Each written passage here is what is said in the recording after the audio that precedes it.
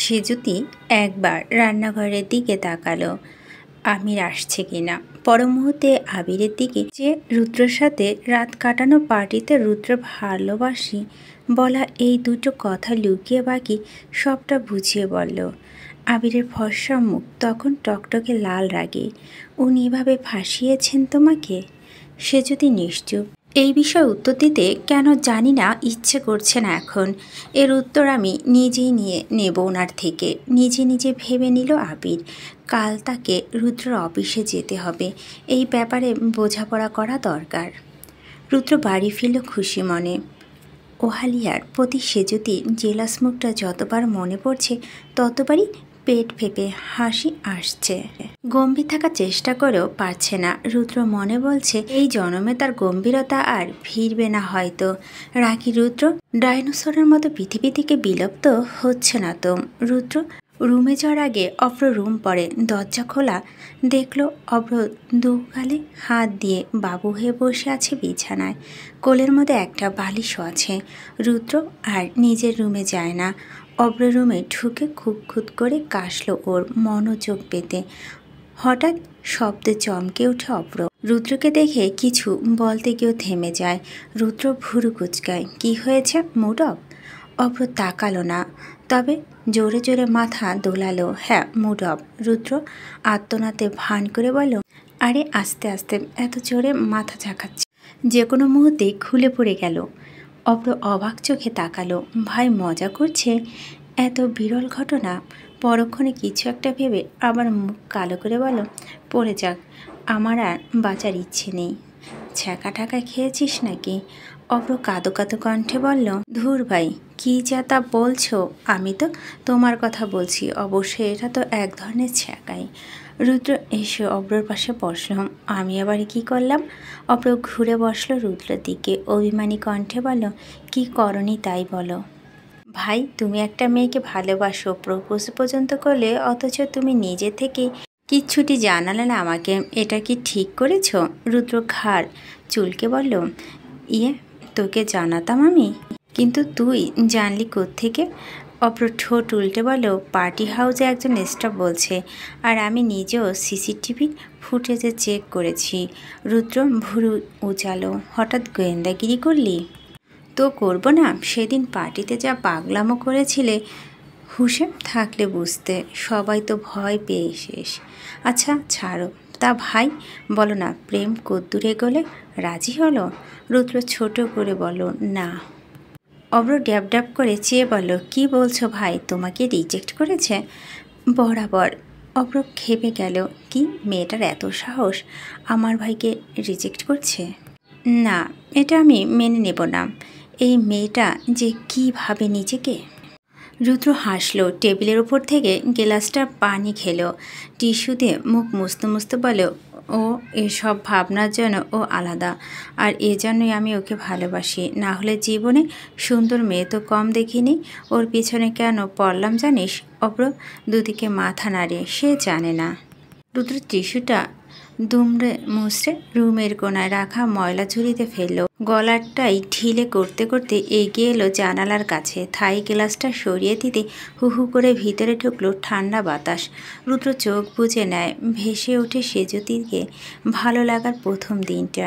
সেই যে বাচ্চা মেয়েটিকে পরম আদরে খাইয়ে দিচ্ছিল, সেই মুহূর্তটি মনে করে হাসল রুদ্র। সেজুতিকে প্রথম দেখে আমি প্রেমে পড়িনি, এমনকি ভালো করে ওর মুখটাও দেখিনি। আবার দেখেওছি বলা যায়। জলে টইটুম্বুর দুটো ডাগর ডাগর চোখ, তাতেই ভালো লেগেছিল। তাও ক্ষণিকের, ওই রাতের জন্য। প্রশ্ন করিস না কোন রাতের, উত্তর দিতে পারবো না আমি। পরের বার সেজুতিকে দেখে হাসপাতালে দেখে চিনেছি, কিন্তু ফিরে তাকায়নি দ্বিতীয়বার। আমার কাছে উনি এখন নির্মমানের, নোংরা। কিন্তু এর পরের দেখায় উনি বিনা অনুমতিতে ঢুকে পড়েন আমার চিন্তায়, আমার ভাবনায়। বারবার ভেবেছিলাম ওনাকে, বারবার কিছুতে মিলছে না হিসেব। যেন ভেবেছি আদৌ উনি সেরকম কিনা।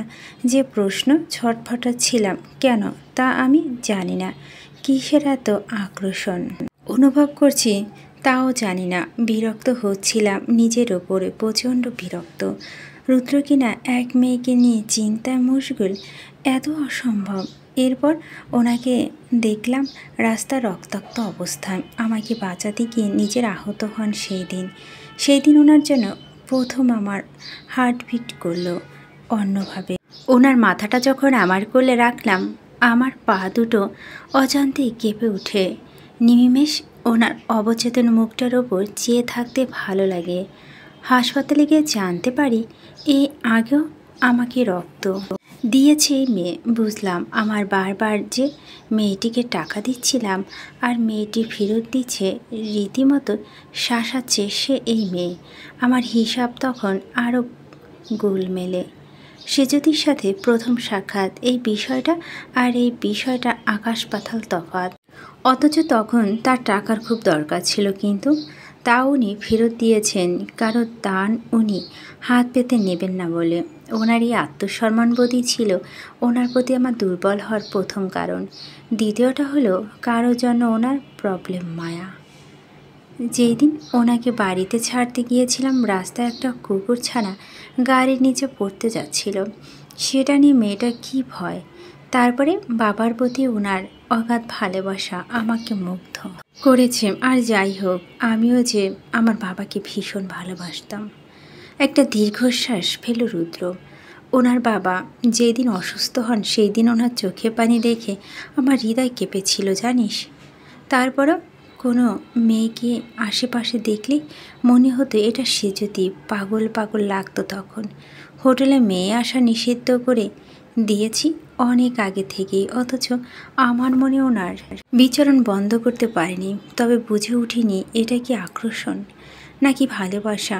ঠিক করে নিলাম ওনাকে নিজের আশেপাশে রাখবো। যদি আমার মনে হয় ওনাকে আমার প্রয়োজন, ভালোবাসি ওনাকে, তবে উনি আমার।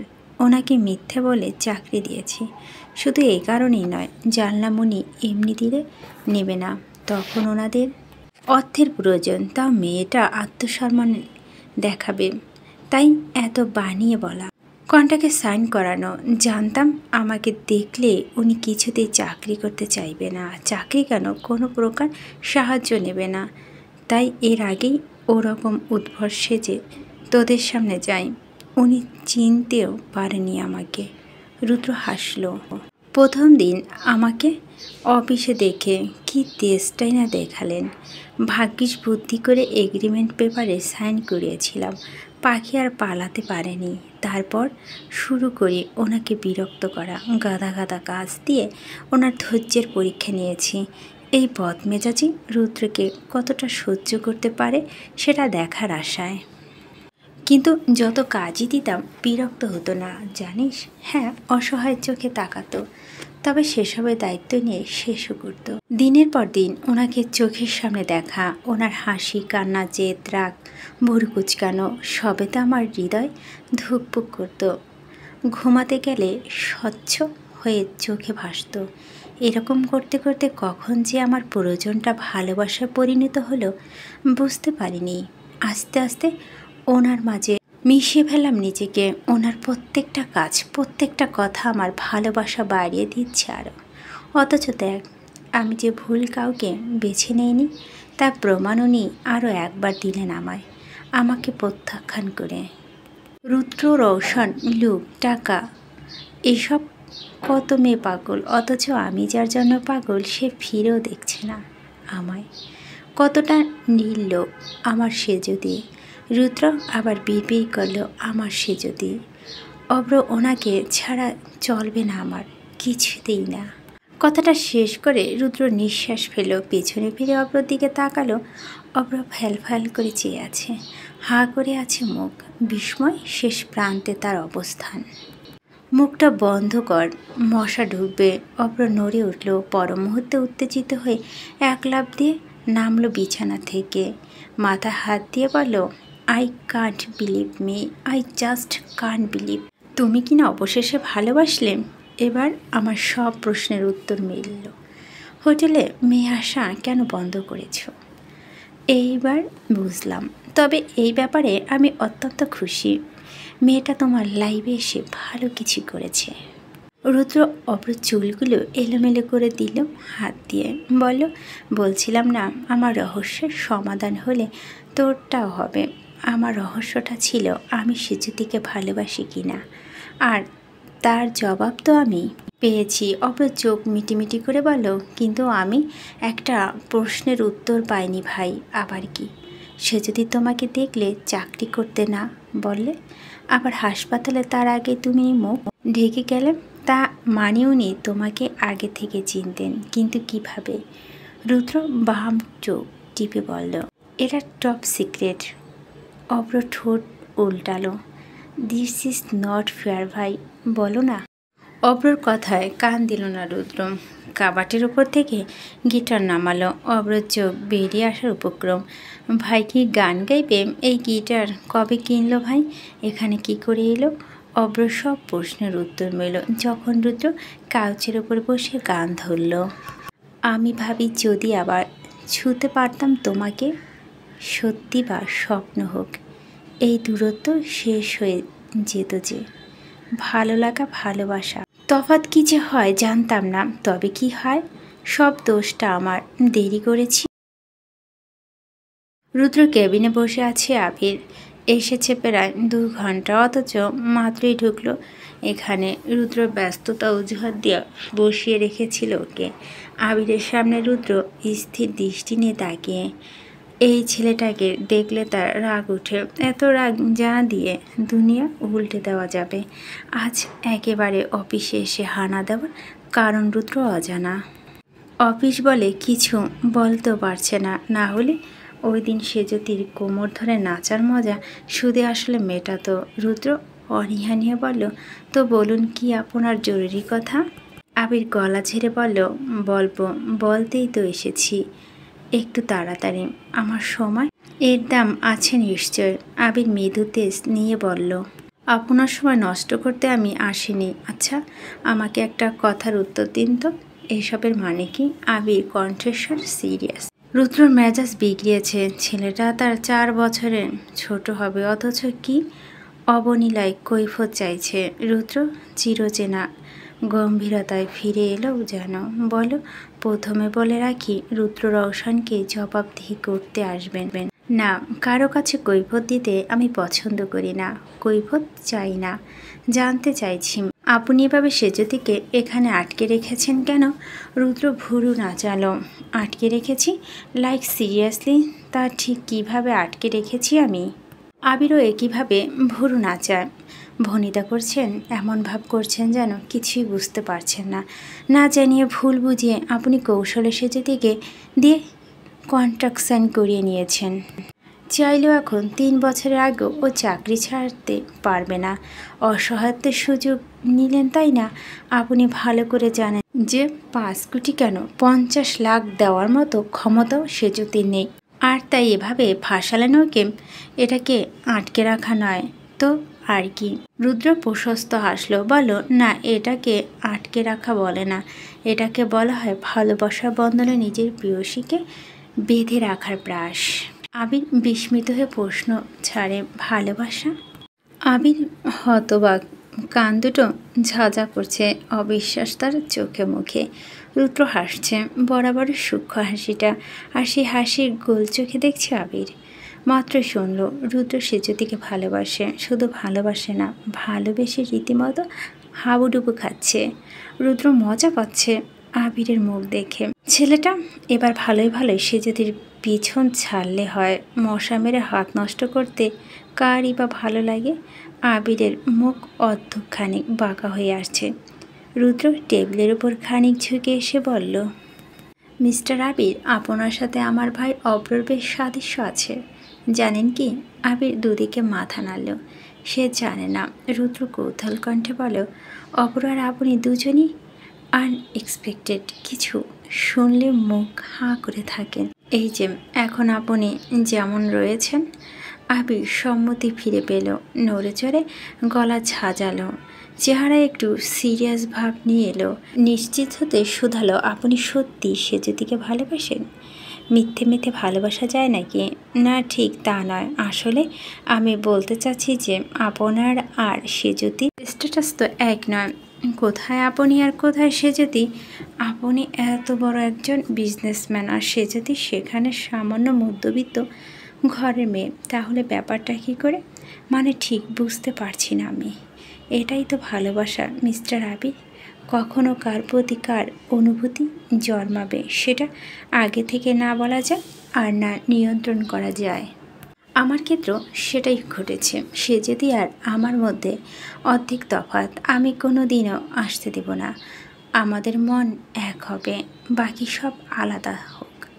চলো যাক, আই ডোন্ট কেয়ার। এনিওয়ে সবটা আপনাকে বলছি আমি। বলার প্রয়োজনে যদি ছিল না তাও বলছি। কেন জানেন কেন? কারণ আপনার সাথে কথা বলা আজ মনে হলো আপনি একজন ভদ্র মানুষ। তার উপরে সে যদি ছোটবেলার বন্ধু, আপনার সাথে দ্বিতীয়বার অশোভনীয় কিছু করতে আমার মন সায় দিচ্ছে না। আবির ভুরু কুচকে বলল, দ্বিতীয়বার মানে? রুদ্র চেহারায় সেই গম্ভীর ভাবটা নিয়ে এলো আবার। স্পষ্ট ভাষায় বলল, সিলেটের ছিনতাইকারী বেশে যারা আপনার উপর আক্রমণ করে, ওরা আমার লোক। আমি পাঠিয়েছিলাম ওদের। আবিরের কাশি উঠে গেল কথাটায়। রুদ্র পানির গ্লাস এগিয়ে দিতে স্থ হাতে নিল। ভয়ে ভয়ে চেয়ে থেকে ঠক ঠক করে খেল পানিটুকু। অস্পষ্ট কণ্ঠে বলল, আপনি? রুদ্র নিরুদ্বেগ জবাব, হ্যাঁ আমি। আপনি সেজদির আশেপাশে বেশি ঘেঁষাঘেঁষি করতেন, যেটা আমার পছন্দ হয়নি। তাই আপনাকে একটা ছোট্ট শিক্ষা দিতে চাইলাম, দিয়েও দিলাম। আপনিও বোকা। ছিনতাইকারী আপনার ওপর হামলা করবে, অথচ ফোন, ওয়ালেট এসব কিছুই নেবে না। শুধু আপনাকে কটা বাড়ি দিয়ে রেখে যাবে। ফানি না? আবির বড় বড় চোখে ঘন ঘন পাতা ফেলল। কি ডেঞ্জারাস লোক! এরকম একটা ঘটনা ঘটিয়ে অকপটে স্বীকার করছে। এর কি প্রশাসনের ভয়ও নেই? রুদ্র যেন শুনতে পেল। ধীর কণ্ঠে বলল, রুদ্র রওশন চৌধুরী কাউকে ভয় পায় না, একমাত্র সৃষ্টিকর্তা ছাড়া। আবিরের চোখ পড়ল লাফিয়ে আসে বাইরে। উনি কি মনের কথাও শুনতে পায়? রুদ্র শান্ত অথচ কড়া কণ্ঠে বলল, আপনি ভদ্রলোক, আমি ভদ্রলোক, তাই ভদ্রভাবে ব্যাপারটা মেটাতে চাইছি। জেনে নেবেন আমি সেজদিকে ভালোবাসি, আর রুদ্র রওশন ভালোবাসা তার রাগে থেকেও মারাত্মক। এবার আর আপনি আমাদের মাঝখানে আসবেন না আশা করি। আর সব শুনেও যদি আসতে চান তো আমার অন্য রূপটা দেখাতে বাধ্য হব আবির। আই শিওর এবার আর আপনার হাতে পায়ে ওপর দিয়ে যাবে না শুধু। কি সুন্দর হুমকি, কি অবলীলায় দিল রুদ্র। আবিরের ভয় পাওয়া উচিত, অথচ সে মুচকি হাসল। রুদ্র ভুরু কুচকাল। এতে আবির লম্বা শ্বাস টেনে বলল, আপনার কোথাও একটু ভুল হচ্ছে মিস্টার চৌধুরী। রুদ্র ভুরু ঝাঁকালো।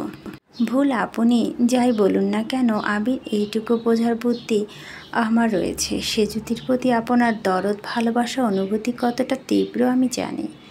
আবির এবার হেসে ফেলল শব্দ করে। রুদ্র চোয়াল শক্ত হলো। সে কি জোকস বলল? এভাবে হেসে কি প্রমাণ করছে ছেলেটা? আবির হাসি থামিয়ে বলল, একটা কথা আপনি ঠিক বললেন। সেজুতির প্রতি আমার দরদ, আমার অনুভূতি এসব অনেক প্রবল। এই প্রবল অনুভূতি দিয়েই যদি আপনি ভালোবাসা বোঝান, তবে বলবো আপনি অবশ্যই ভুল করছেন। কারণ সেজুতি আমার বন্ধু, ইনফ্যাক্ট খুব ভালো বন্ধু। আমার বয়স যখন 8 বছর, 4 বছরের ফুটফুটে সেজুতিকে আমি কোলে নেই। প্রথমবারই ও আমাকে খামছে দেয় জানেন। আমি তাতে রাগিনি, উল্টা হেসে ফেলি। সে যদি হয়তো তাতে আমাকে ভালো লাগে। ও হাসলো, আর এরপর থেকে আমার পিছু ছাড়লো না। মাকে নকল করে আমাকে নাম ধরে ডাকতো। আবিরটা উচ্চারণ করো আবির বলে আমার ভীষণ হাসি পেত ওর ডাকে। সবাই বলতেন, ভাইয়া ডাকো। আর ও তোমার বড়, কিন্তু ও কি কথা শুনবে? শুনিনি। নাম ধরে ডাকে, যেটা এখন অবধি ওর অভ্যাস। সেই দিন আমি দেশ ছাড়ি, এয়ারপোর্টে আঙ্কেল নিয়ে যায় ওকে। ও আমার গলা জড়িয়ে কাঁদে, কিছুতেই আমাকে ছাড়বে না। সেই দিন ওর প্রতি আরও বেশি মায়া অনুভব করি। সিঙ্গাপুর গিয়ে প্রথম খাপ খাওয়াতে পারিনি। বাড়ির কথা, সেজুতির কথা ভীষণ মনে পড়তো। আর বাবা যোগাযোগ কমিয়ে দেন আমার শক্ত হওয়ার খাতিরে। আমিও আস্তে আস্তে পড়াশোনা হই হুল্লোড়তে ব্যস্ত হয়ে পড়ি, ভুলে যাই সব। সে যদি কেউ তেমন সে যদিও ভুলে যায় আমাকে। 12 বছর পর আবার দেখা হয় সিলেটে। আমি ওকে চিনে ফেললেও ও পারেনি। আমি ওর সাথে মজা করার জন্যই অমনের কাছে কাছে ঘেঁষছিলাম, কৌশলে জানতেও চেয়েছিলাম ও আমাকে আসলে চিনল কিনা। কিন্তু ওর কাছে যাওয়াটা আপনার চক্ষুশূল হবে তা কিন্তু আমার জানা ছিল না।